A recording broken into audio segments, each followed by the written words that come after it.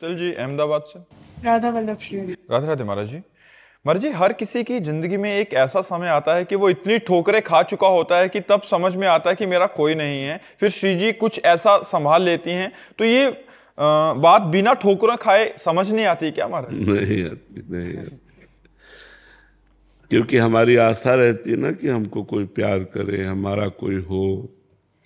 और संसार में प्रियता तो लगता है इन्होंने नहीं प्यार किया तो शायद ये प्यार करे, माँ ने प्यार नहीं किया तो पिता प्यार करे, भाई प्यार करे, हमारा फ्रेंड प्यार करे। मतलब हमारी एक भूख रहती है कि कोई हमें प्यार करे।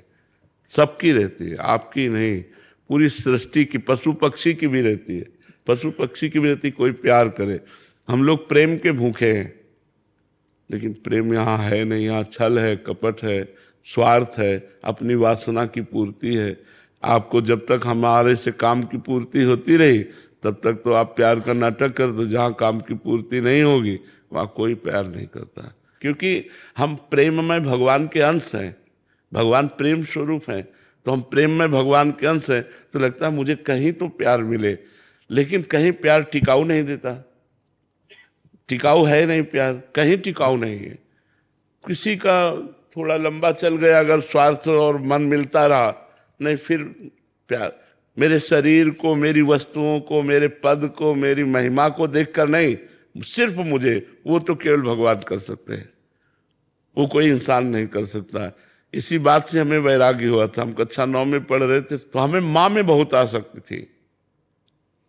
और जब हम स्कूल से आते और माँ आके झोला उतारती तो हमारे आग लग जाती है, मरेगी यार, फिर कैसे रह पाऊंगा, माँ मरेगी, पिताजी मरेंगे यार, मरण धर्मा शरीर मेरा कौन है, फिर कौन।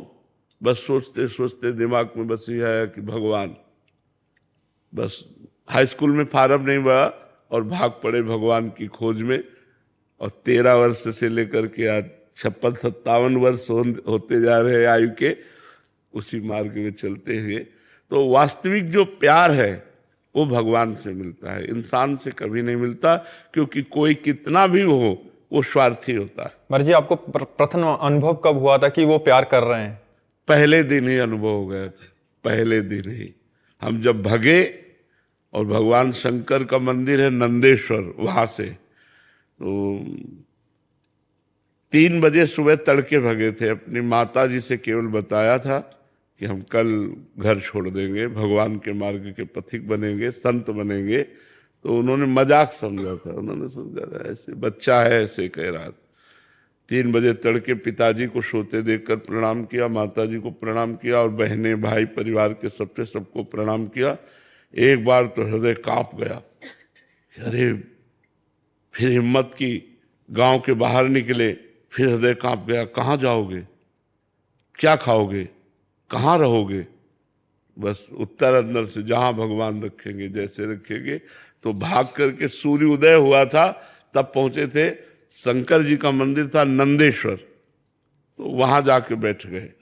12 बजे तक नाम जप करते रहे। ब्राह्मण परिवार में जन्म हुआ था तो ये सब संस्कार पहले से थे।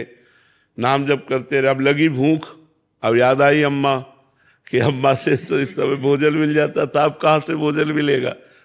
उसी समय हमने देखा एक आदमी जो है दही का एक कमंडल लिए हुए आया और कहा, बेटा यहाँ एक सूर स्वामी रहते थे, तुम जानते हो?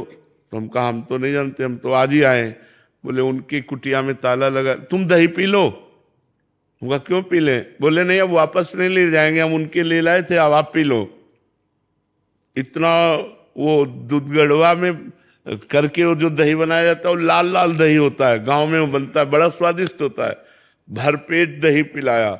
जे ही दही पिला कर वो गए, तो शंकर जी से लिपट के रोए कि आज हमें विश्वास हो गया कि आप हमारे जीवन को स्वीकार। और उस दिन से लेकर आज तक भगवान हमको प्रतिपल प्यार दे रहे हैं। और हमें अनुभव कि अब वो तो क्या वर्णन करने की बात है, वो तो अव्यक्त है, कोई प्रगट में थोड़ी है, वो अव्यक्त है, हृदय से।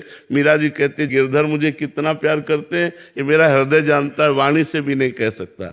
तो महाराज जी, उसमें जैसे आप कभी ये नहीं लगा कि बीच के में कि घर चलना चाहिए कभी?